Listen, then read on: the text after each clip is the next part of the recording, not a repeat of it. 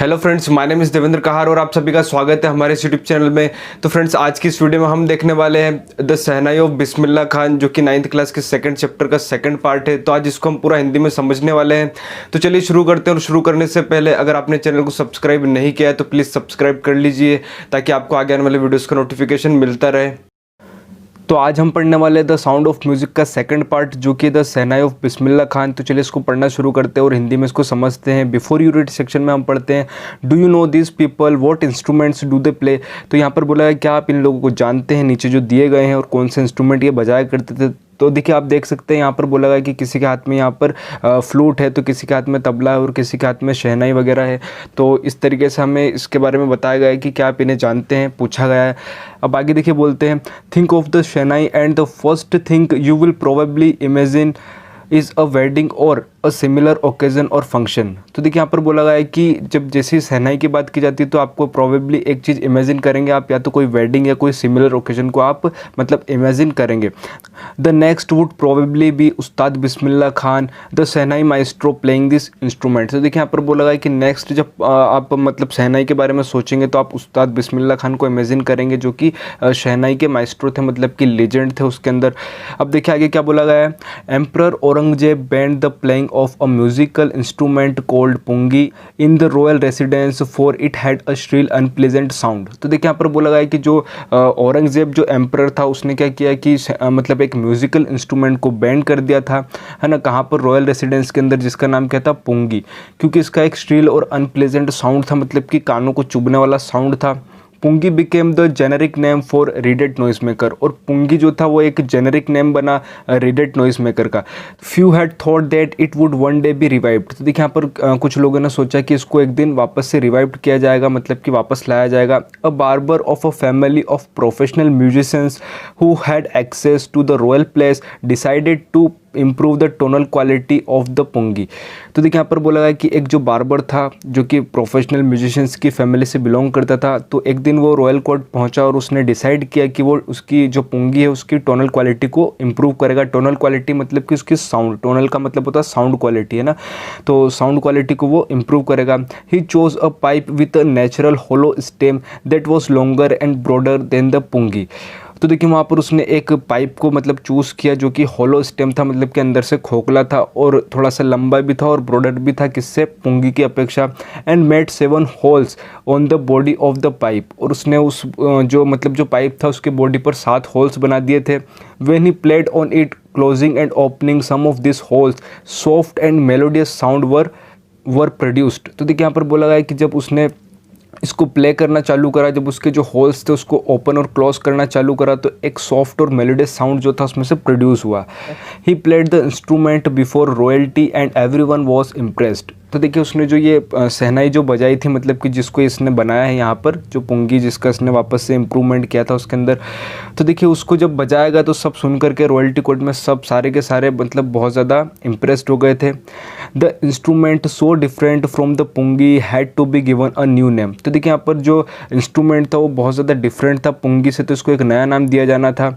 As a story goes, जैसा कि story हमें बताती है, since it was first played in the Shah's chambers and was played by a नाई barber, the instrument was named the शहनाई। तो देखिए यहाँ पर बताया गया कि ये जो इंस्ट्रूमेंट था जो ये यहाँ पर बनाया गया, तो इसका नाम शहनाई रखा गया था। तो कैसे रखा गया था, सबसे पहले इसको शाह के दरबार में, मतलब जो राजा हुआ करते थे वहाँ पर इसको बजाया गया, एक नाई के द्वारा इसको बजाया गया, इसलिए इसका नाम पड़ा शहनाई। तो देखिए आगे क्या बोला गया है, the sound of the shehnai begin to be considered auspicious. तो जो शहनाई का जो साउंड था उसको बहुत शुभ माना जाने लगा। And for this reason it is still played in temples and is an indispensable component of any north Indian wedding. तो देखिए इसी कारण से इसको मतलब टेम्पल में बजाया जाने लगा, क्योंकि इसको सब ऑस्पिशियस मानते थे। और एक ये इंडिस्पेंसिबल कंपोनेंट बना, मतलब कि एक ऐसा इंडिस्पेंसिबल का मतलब होता है कि एक ऐसी चीज़ जिसके बिना काम पूरा नहीं होता। तो नॉर्थ इंडियन वेडिंग्स जो होती है उसमें इसके बिना काम पूरा नहीं होता, मतलब पुंगी को वहाँ पर बजाया जाता है। इन द पास्ट, अगर पास्ट की बात करें, the shehnai was part of the नौबत। तो यहाँ पर जो शहनाई थी वो नौबत का पार्ट थी।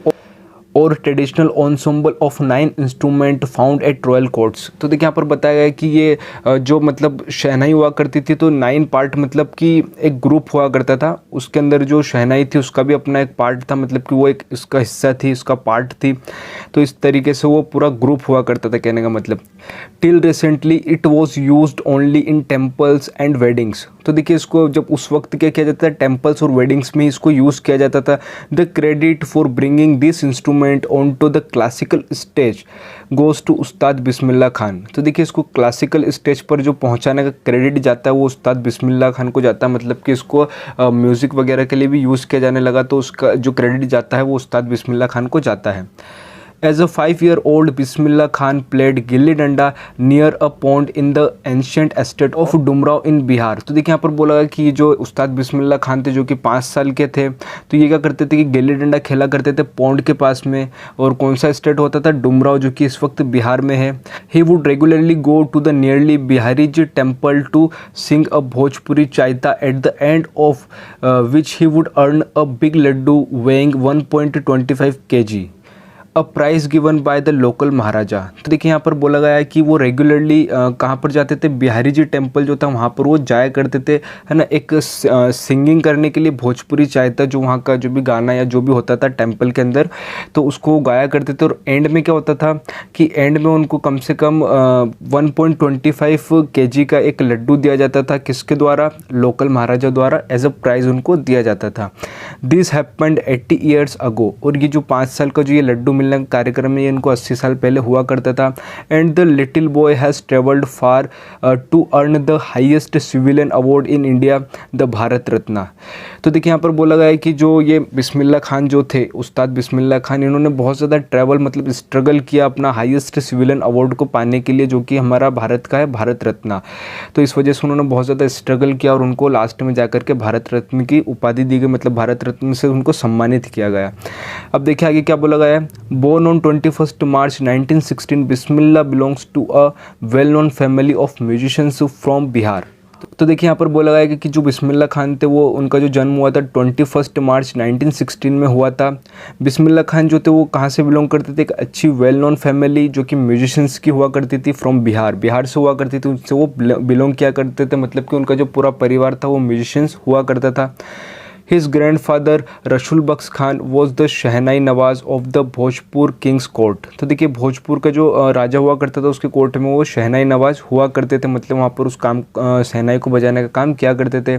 His father Paigambar Bakhsh and other paternal ancestor were also great shehnai player. तो देखिए जो उनके फादर थे पैगम्बर बख्श और जो अदर पैटर्नल एंसेस्टर, मतलब कि जो उनके पिताजी के भी फादर के जो फादर होते हैं, जो पुराने होते हैं, तो वो भी अच्छे शहनाई प्लेयर हुआ करते थे। The young boy took the music early in life at the age of 3 when his mother took him to his maternal uncle's house in Banaras, now Varanasi.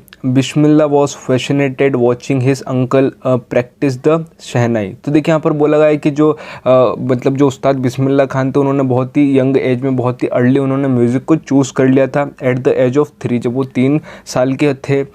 उनकी जो मदर थी उनको अपने मतलब मायके लेकर के गई थी, जहाँ पर उनके जो अंकल थे ना, मैटरनल अंकल, मतलब कि जो उनके मतलब कि मम्मी की तरफ के जो रिश्तेदार थे, तो उनके घर पर वो लेकर के जाती है वाराणसी के अंदर। तो बिस्मिल्लाह खान बहुत ज़्यादा अट्रैक्ट हो जाते हैं देख करके कि उनके जो अंकल है वो किस चीज़ की प्रैक्टिस कर रहे हैं, शहनाई की प्रैक्टिस कर रहे हैं। तो उसको प्रैक्टिस को देख करके वो फैसिनेट हो जाते हैं, मतलब कि उसके और अट्रैक्ट हो जाते हैं।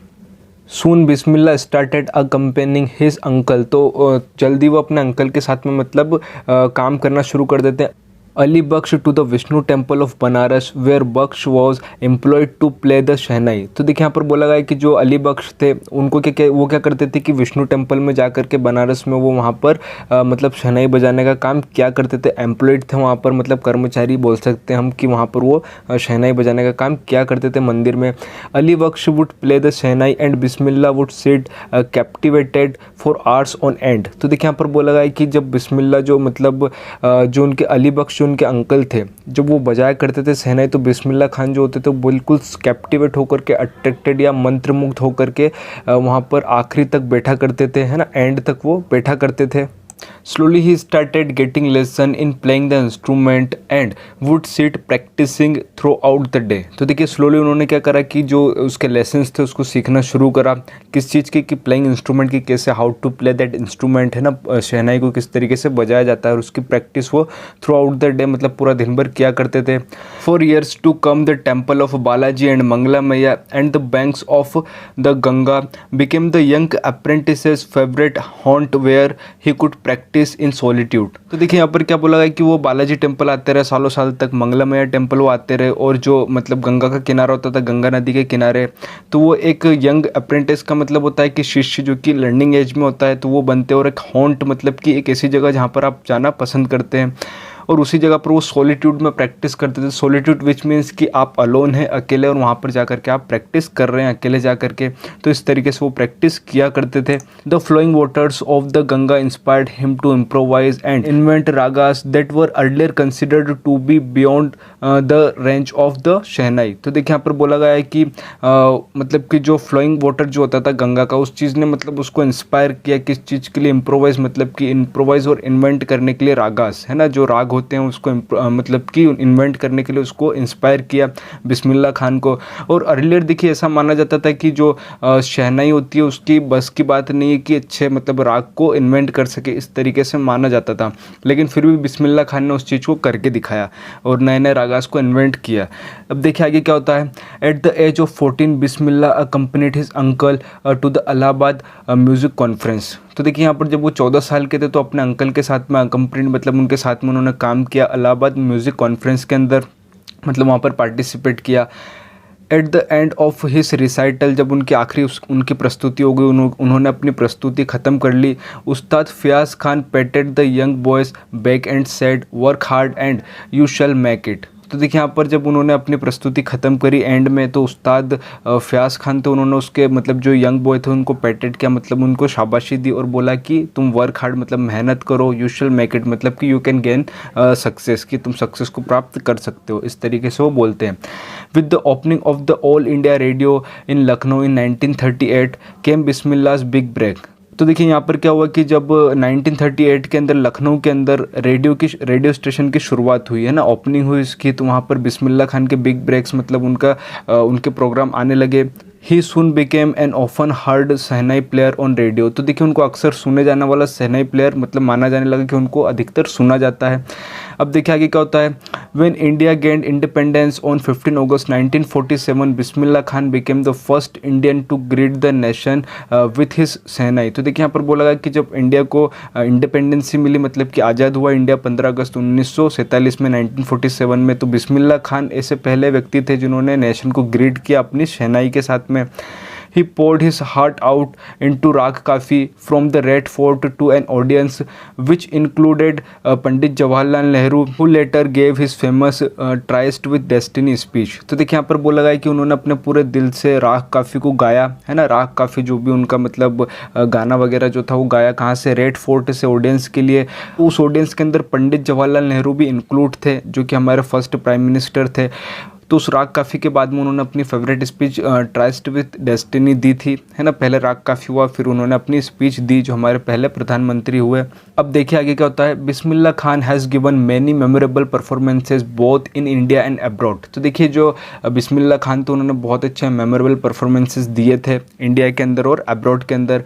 His first trip abroad was to Afghanistan where king Zahir Shah was so taken in by the maestro that he gifted him priceless Persian carpet and other souvenirs. तो देखिए यहाँ पर बोला गया कि उनका सबसे जो पहला ट्रिप हुआ था अब्रॉड का वो कहाँ पर हुआ था, अफगानिस्तान में, जहाँ पर किंग जो जहीर शाह थे उन्होंने क्या किया था कि वो देखिए यहाँ पर लिखा हुआ है कि टेकन इन बाय। तो टेकन इन बाय का मतलब होता है कि बहुत ज़्यादा अट्रैक्ट होना। देखिए यहाँ पर इसका मीनिंग लिखा हुआ है कि तो उससे बहुत ज़्यादा वो अट्रैक्ट हुए थे। माइस्ट्रो मतलब जो लीजेंड उस्ताद थे उनसे, और उन्होंने क्या किया, जो किंग थे उन्होंने उनको क्या गिफ्ट किया, प्राइसलेस पर्शियन कारपेट, और जो अलग थिंग्स थी उसको भी सुवेनियर मतलब जो अलग थिंग्स थी उसको भी उन्होंने गिफ्ट किया उसको। अब देखिए आगे क्या होता है। The king of Afghanistan was not the only one to be fascinated with Bismillah's music. तो देखिए जो किंग जो अफगानिस्तान के किंग थे वही अकेले ऐसे नहीं थे जो कि मतलब उससे फैसिनेट हुए या अट्रैक्ट हुए उनके म्यूज़िक की तरफ बिस्मिल्लाह खान के। Film director Vijay Bhatt was so impressed after hearing Bismillah play at the festival that he named a film after the instrument called गूंज उठी शहनाई। तो देखिए यहाँ पर बोला गया है कि फिल्म डायरेक्टर जो विजय भट्ट थे वो भी बहुत ज़्यादा इम्प्रेस्ड हुए, है ना, बिस्मिल्लाह खान का जो प्ले था उसको सुन करके फेस्टिवल के अंदर। और उसी के बाद उन्होंने क्या करा, इसको मतलब जो मतलब कि इंस्ट्रूमेंट बजाया गया था उसके बाद में उन्होंने अपना एक जो फिल्म थी उसका अंदर ये नाम रखा था गूंज उठी शहनाई। अब देखिए आगे क्या होता है, द फिल्म वॉज हिट, और जो फिल्म थी गूंज उठी शहनाई वो बहुत ज़्यादा हिट हुई। And one of the Bismillah Khan composition Dil Ka Khilona Hai Toot Gaya, है ना, turn out to be a nation wide chart buster. तो देखिए यहाँ पर बोला गया कि जो बिस्मिल्लाह खान की एक कंपोजिशन थी, उनकी जो रचना थी, है ना, दिल का खिलौना है टूट गया, वो भी मतलब कि नेशन वाइड पूरे नेशन के अंदर पूरे देश में चार्ट बस्टर मतलब कि रिकॉर्ड ब्रेकर बना। Despite this huge success in the celluloid world. तो देखिए सेल्यूलॉइड वर्ल्ड का मतलब होता है फिल्म की बात की, जो फिल्मी वर्ल्ड था उसके अंदर मतलब इतनी ह्यूज सक्सेस के बाद, है ना, Bismillah Khan's venture in film music were limited to two. तो देखिए यहाँ पर बोला है कि जो बिस्मिल्लाह खान के जो वेंचर्स मतलब जो उनके कार्य थे, जो साहसी कार्य थे, मतलब जो रिस्क लेना था, वो सिर्फ 2 लोगों तक ही सीमित थे, लिमिटेड थे। तो पहला तो है विजय भट्ट गूंज उठी शहनाई। तो उन्होंने एक तो विजय भट्ट की मूवी में काम किया गूंज उठी शहनाई के अंदर। एंड विक्रम श्रीनिवासन कन्नाडा वेंचर्स, तो जो विक्रम श्रीनिवासन थे उनके कन्नाडा वेंचर्स के अंदर उन्होंने काम किया, है ना, जिसका नाम था सनादी अपन्ना।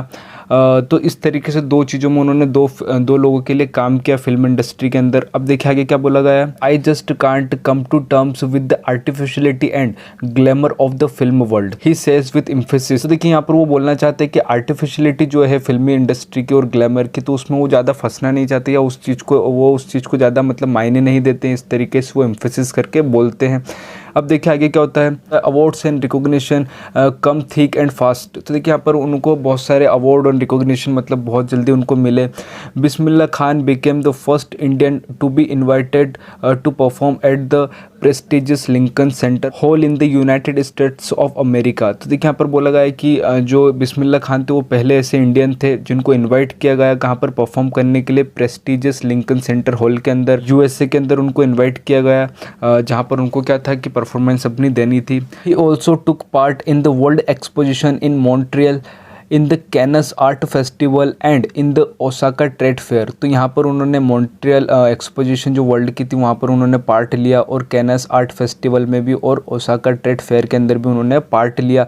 So well known he did became internationally, और इंटरनेशनली वो बहुत ज़्यादा वेल नोन या फेमस हुए। That an auditorium in Tehran was named after him, तहार मौसीकी उस्ताद बिस्मिल्लाह खान। तो देखिए यहाँ पर जो एक ऑडिटोरियम था जिसका नाम था तेहरान, है ना, तेहरान जो ऑडिटोरियम था तेहरान के अंदर, तो उसका जो मतलब नाम था वो इनके नाम पर रखा गया, है ना, तहार मौसीकी उस्ताद बिस्मिल्लाह खान। तो इस तरीके से वो इंटरनेशनली भी फेमस हुए। अब देखिए आगे क्या बताया गया है, national awards like the Padmashri, the Padma Bhushan and the Padma Vibhushan were conferred on him. तो देखिए यहाँ पर बोला गया है कि उनको जो अवार्ड्स मिले थे ना, पद्मश्री, पद्म भूषण और पद्म विभूषण से भी उनको नवाजा गया, मतलब उनको ये सारी उपाधि या सारे मतलब जो अवार्ड्स थे वो मिले थे। In 2001 Ustad Bismillah Khan was awarded India's highest civilian award the Bharat Ratna. तो देखिए 2001 के अंदर उनको जो हमारे इंडिया का सबसे बड़ा जो सिविलियन अवार्ड होता है भारत रत्ना, उनसे उनको नवाजा गया। With the coveted award resting on his chest and his eyes glinting with rare happiness he said. तो देखिए यहाँ पर बोला गया है कि वो जो अवार्ड जो सब चाहते हैं ना, कोवेटेड मतलब कि जो सबका इच्छा होती है, वो वाला अवार्ड जब उनके चेस्ट पर लगा, जब उनको मतलब कि उस चीज़ से नवाजा गया, तो उनके अंदर मतलब आंखों में एक चमक थी और बहुत ज़्यादा हैप्पीनेस उनमें थी, ऐसा वो बोलते हैं। All I would like to say is, तो देखिए यहाँ पर बोलते हैं कि जो भी मैं कहना चाहता हूँ वो ये है कि टीच योर चिल्ड्रन म्यूज़िक, कि अपने बच्चों को म्यूज़िक सिखाए। दिस इज़ हिंदुस्तान से रिचेस्ट ट्रेडिशन, और ये जो है कि हिंदुस्तान का सबसे बड़ा ट्रेडिशन है। Even the west is now coming to learn our music, और जो वेस्ट के जो लोग हैं ना, पश्चिमी सभ्यता वाले लोग हैं, वो भी हमारे म्यूज़िक को सीखने आ रहे हैं। In spite of having travelled all over the world. तो देखिए ऑल ओवर वर्ल्ड में ट्रेवल करने के बाद खान साहब एज ई फॉन्डली कोल्ड, जैसे कि उनको फॉन्डली मतलब शौक से बुलाया जाता था, खान साहब is exceedingly fond of Banaras and Dumraon and they remain for him the most wonderful towns of the world. तो देखिए यहाँ पर बोला गया है कि जो उस्ताद बिस्मिल्लाह खान थे उनको बनारस और डुमराव बहुत ज़्यादा पसंद था और उनके लिए ये दोनों जगह क्या थी कि पूरे वर्ल्ड की सबसे वंडरफुल प्लेस और टाउन ये उन्हें लगे। A student of his once wanted him to head a shehnai school in the USA. तो देखिए उनका एक स्टूडेंट था, वो चाहता था एक बार कि वो शहनाई स्कूल के मतलब हेड बने, वहाँ पर वो उसको यूएसए में चलाए। And the student promised to recreate the atmosphere of Banaras by replicating the temples there। तो देखिए यहाँ पर जो उनका स्टूडेंट होता है वो प्रॉमिस करता है कि जो एटमॉस्फेयर है ना, जो बनारस का जो एटमॉस्फेयर है उसको वो वहाँ पर क्रिएट करेगा। रिप्लिकेटिंग मतलब होता है किसी चीज़ की हूबहू कॉपी कर देना, तो टेम्पल की भी वो कॉपी करेगा, इस तरीके से वो प्रॉमिस करता है। बट खान साहब आस्क्ड हिम, पर जो खान साहब मतलब जो उस्ताद बिस्मिल्लाह खान होते हैं वो बोलते हैं if he would be able to transport river Ganga as well, क्या वो जो रिवर गंगा है उसको भी ट्रांसपोर्ट कर पाएगा उसके साथ साथ।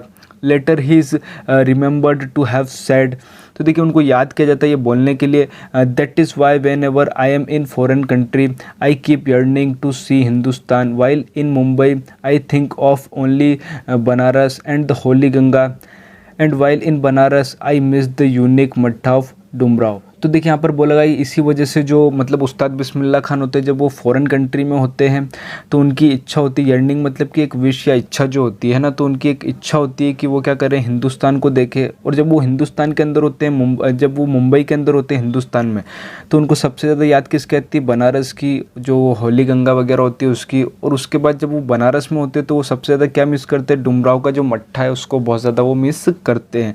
तो इस तरीके से वो बहुत ज़्यादा हिंदुस्तान से मतलब अपनी जगह से अटैच्ड होते हैं। अब देखिए आगे क्या होता है। Ustad Bismillah Khan's life is a perfect example of rich cultural heritage of India.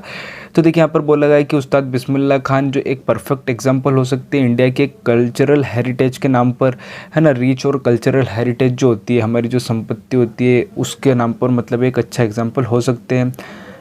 One that effortlessly accept that a devout Muslim like him can very naturally play the Sahnai every morning at the Kashi Vishwanath temple. तो देखिए यहाँ पर बोला गया कि एक ऐसे मुस्लिम थे कि मतलब एक मुस्लिम होकर के भी ये क्या करते थे कि बहुत नेचुरली उस चीज़ को एक्सेप्ट करते हैं और एफर्टलेसली वो जो अपनी सहनाई जो होती है एवरी मॉर्निंग वो कहाँ पर बजाते हैं, काशी विश्वनाथ टेम्पल के अंदर वो जा कर के बजाते हैं। मतलब कि उनके मन के अंदर किसी भी रिलीजियस को लेकर के भेदभाव नहीं था, इस तरीके से वो अच्छे इंसान थे। अब देखिए आगे बोला गया उनके बारे में। उस्ताद Bismillah Khan passed away on 21st August 2006 at the age of 90 after a prolonged illness। तो देखिए यहाँ पर बोला गया कि जो बिस्मिल्लाह खान थे वो कब उनकी डेथ हुई, 21 अगस्त को 2006 के अंदर, आफ्टर मतलब प्रोलॉन्ग डिसीज़ के बाद, जब उनको मतलब बहुत लंबे समय तक वो बीमार रहे, है ना, 90 ईयर की एज के अंदर, तो वो इस वजह से उनकी डेथ हुई। He was given a state funeral and the government of India declare one day of national mourning। तो देखिए यहाँ पर बोला गया है कि उनको स्टेट फ्यूनरल दिया गया और उसके साथ साथ जो गवर्नमेंट थी उसने डिसाइड किया कि एक राष्ट्रीय शोक मतलब इसको माना जाएगा। तो इस तरीके से पूरी स्टोरी थी उस्ताद बिस्मिल्लाह खान की। तो आई होप फ्रेंड्स कि आपको पूरा चैप्टर बहुत अच्छे से समझ में आया होगा, और अगर आपको वीडियो पसंद आई तो प्लीज़ लाइक कीजिए, शेयर कीजिए और सब्सक्राइब कीजिए, और इसी तरह से keep watching, keep learning and keep moving. Thank you so much for watching this video.